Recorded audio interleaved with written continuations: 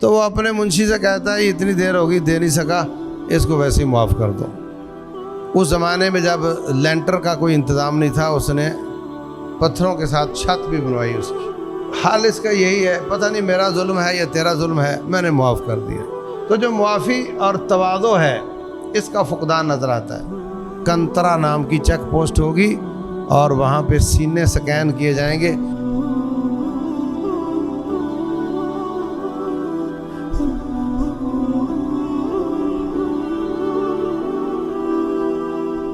الحمد للہ رب العالمین والصلاة والسلام علی رسولہ الکریم وعلی آلہ وصحبہ اجمعین۔ اشہد ان لا الہ الا اللہ واشہد ان محمدا عبدہ ورسولہ صلی اللہ علیہ وسلم۔ اعوذ باللہ السمیع العلیم من الشیطان الرجیم۔ قال اللہ عز وجل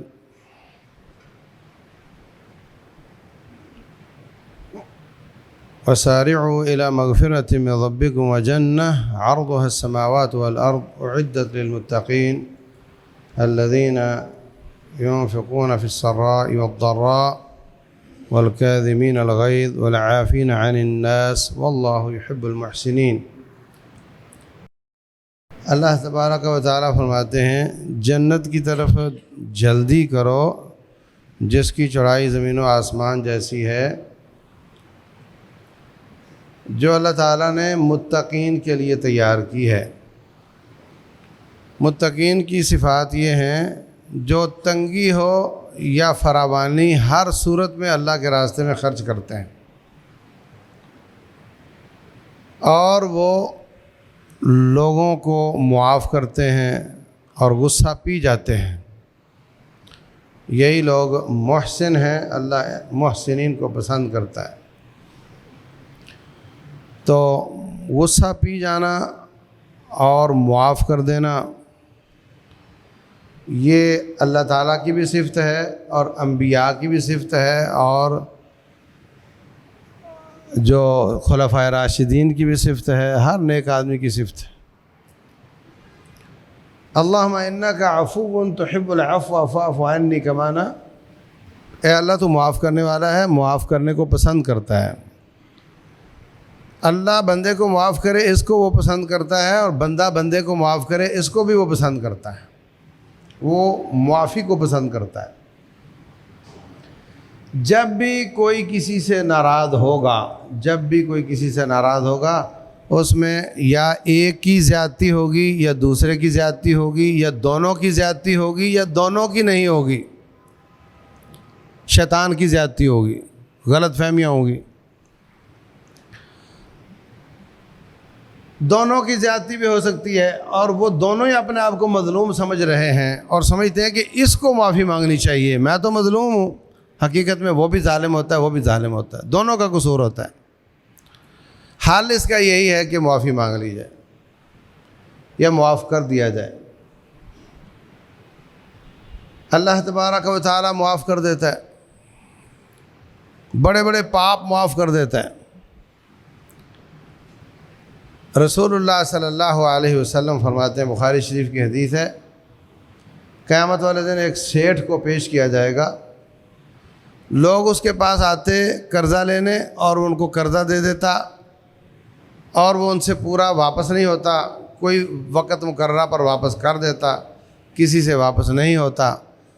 وہ اس سے مہلت لے لیتے، وہ بغیر سود کے مزید مہلت دے دیتا، پھر وہ اگلی مہلت پر واپس آتا تو پھر کہتا جی مجھ سے یہ نہیں ہو سکا، وہ اور ٹائم لے جاتا، پھر وہ ٹائم بھی گزر گیا، وہ واپس آتا جی مجھ سے نہیں ہو سکا، تو وہ اپنے منشی سے کہتا ہے یہ اتنی دیر ہوگی دے نہیں سکا، اس کو ویسے ہی معاف کر دو۔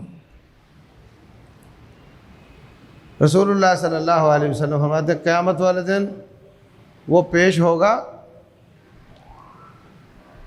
تو اللہ تعالیٰ فرمائے گا اچھا تو میرے بندوں کو معاف کرتا تھا، جا میں نے تجھے معاف کر دیا۔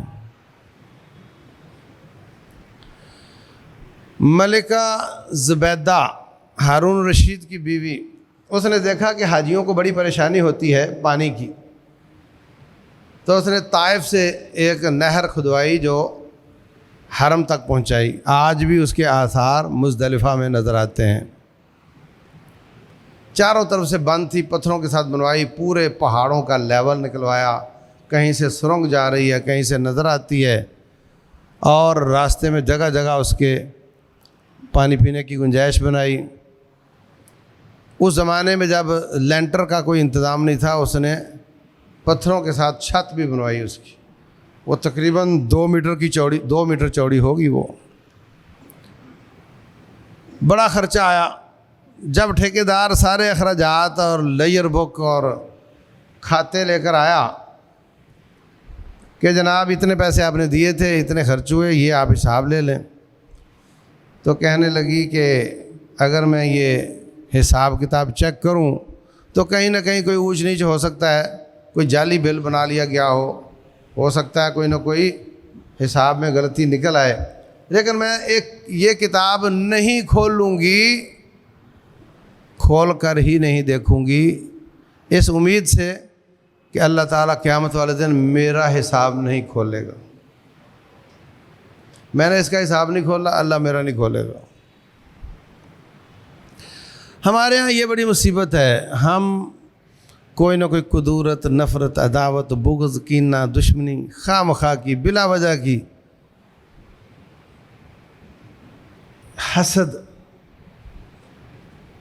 وہ اپنے سینے میں بٹھا لیتے ہیں، پھر اس کو لیے لے پھرتے ہیں، اٹھا کر پھرتے ہیں۔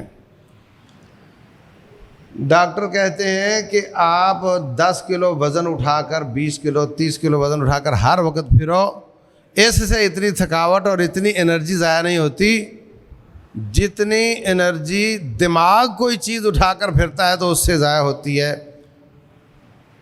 وہ 1 کلو دماغ، آپ کا جسم اگر 1 کلو اٹھاتا ہے تو قدورتیں، نفرتیں جب دل اٹھاتا ہے، دماغ اٹھاتا ہے، تو وہ اس سے 100 گنا زیادہ وزن ہوتا ہے دماغ کے لیے، اور انرجی ویسٹ ہوتی۔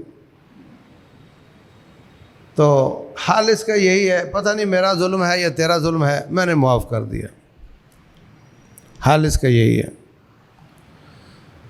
اللہ اکبر۔ رسول اللہ صلی اللہ علیہ وسلم فرماتے ہیں ما تواضع احد للہ الا رفعہ اللہ، کوئی شخص بھی بڑا بننے کی کوشش کرے گا اللہ اس کو نیچے کرتا ہے، اور جو نیچے ہوتا ہے، تواضع اختیار کرتا ہے اپنے بھائیوں کے سامنے، اللہ اس کو اوپر کرتا ہے۔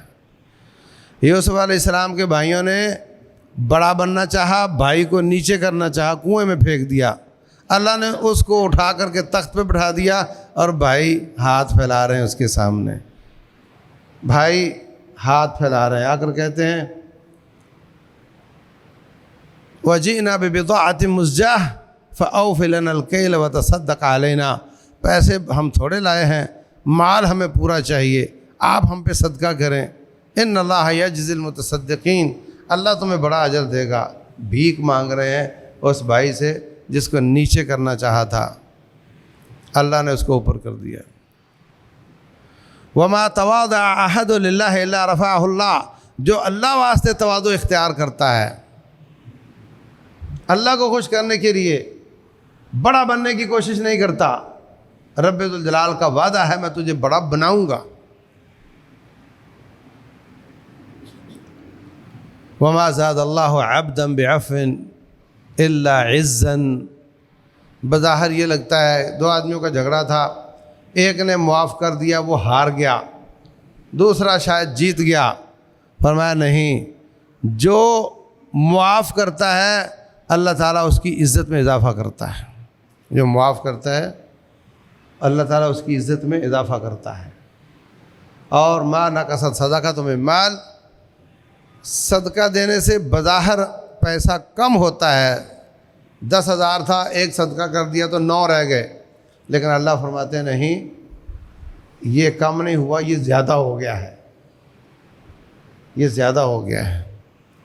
صدقے سے مال کم نہیں ہوتا، کبھی کم نہیں ہوتا۔ وما انفقتم من شیء فهو یخلفہ وهو خیر الرازقین، جو کچھ بھی تم اللہ واسطے خرچ کرو گے اللہ اس کا نعم البدل عطا کرے گا، اور وہ بہترین رزق دینے والا ہے۔ ان چیزوں کا ہمیں یقین کر لینا چاہیے۔ تو جو معافی اور تواضع ہے اس کا فقدان نظر آتا ہے۔ میں بڑا بن جاؤں، وہ چھوٹا رہ جائے، یہ اس بندے کے ساتھ ضد نہیں بلکہ اس بندے کے رب کے ساتھ ضد ہے۔ اللہ تعالیٰ کی ایک تقسیم ہے، تجھے جس کھاتے میں رکھنا ہے اس کو جس کھاتے میں رکھنا ہے، اور تو بڑا بننا چاہتا ہے، یہ تکبر ہے۔ اور جو تکبر ہے یہ ذرہ برابر بھی آ جائے تو جنت نہیں ملے گی، ذرہ برابر بھی تکبر آ گیا جنت نہیں ملے گی۔ اللہ المستعان۔ تلک الدار الآخرہ نجعلها للذین لا یریدون علوا فی الارض ولا فسادا، یہ آخرت کا گھر اس کو ملے گا جو دنیا میں بڑا بننے نہیں چاہتے، جو بڑا بننا نہیں چاہتے، تواضع اختیار کرتے ہیں۔ جو بڑا بننا چاہتا ہے اللہ اس کو چھوٹا بنائے گا اور قیامت والے دن ذلیل کرے گا اور جنت سے محروم کرے گا۔ اس لیے معاف کرنے سے بندہ چھوٹا نہیں ہو جاتا بلکہ اللہ تعالیٰ اس کی عزت میں اضافہ کر دیتا ہے اور دل ٹھنڈا ہو جاتا ہے، معاملہ ختم ہو جاتا ہے۔ اور اگر قدورتیں، نفرتیں، عداوتیں پالتا رہے، اس نے فلاں موقع پر مجھے یہ کہا تھا، فلاں موقع پر اس نے یہ کیا تھا، یہ بھی جمع ہو گئی، یہ بھی جمع ہو گئی، یہ بھی جمع ہو گئی، تو جتنا بھی نیک ہوگا، جتنا بھی تہجدیں پڑھنے والا ہوگا، اللہ کے دربار میں پیش ہوگا، پاس بھی ہو گیا، رب کے سامنے سوالوں کے جواب بھی دے دیے، سیدھے ہاتھ میں اعمال نامہ بھی مل گیا، اور جناب پل صراط سے گزر بھی گیا، اور جنت کا فیصلہ بھی ہو گیا، سامنے جنت کا دروازہ نظر بھی آ رہا ہے، خوشبوئیں اور ٹھنڈی ہوائیں بھی آ رہی ہیں۔ فرمایا بیچ میں ایک کنترا نام کی چیک پوسٹ ہوگی اور وہاں پہ سینے سکین کیے جائیں گے، جس کے سینے میں مسلمانوں کے لیے بغض ہوگا، کدورت ہوگی، اس کو سائیڈ میں کر لیا جائے گا، جنت میں نہیں جائے گا۔ حتی اذا حذبوا ونکوا، جب ایک دوسرے کی معافیاں تلافیاں کر کے معاملہ، تو پھر ان کو جنت میں جانے دیا جائے گا، کدورت جنت میں نہیں جائے گی۔ وَنَزَعْنَا مَا فِي صُدُورِهِم مِّن غِلٍّ إِخْوَانًا عَلَى سُرُرٍ مُتَقَابِلِينَ۔ مستدرک حاکم کی روایت ہے، مجھے سند کا یاد نہیں کیسی ہے۔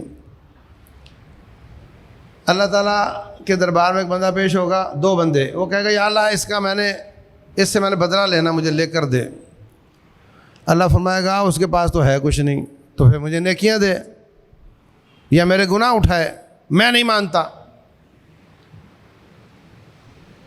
اللہ فرمائے گا معاف کر دے، کہتا میں نہیں کرتا۔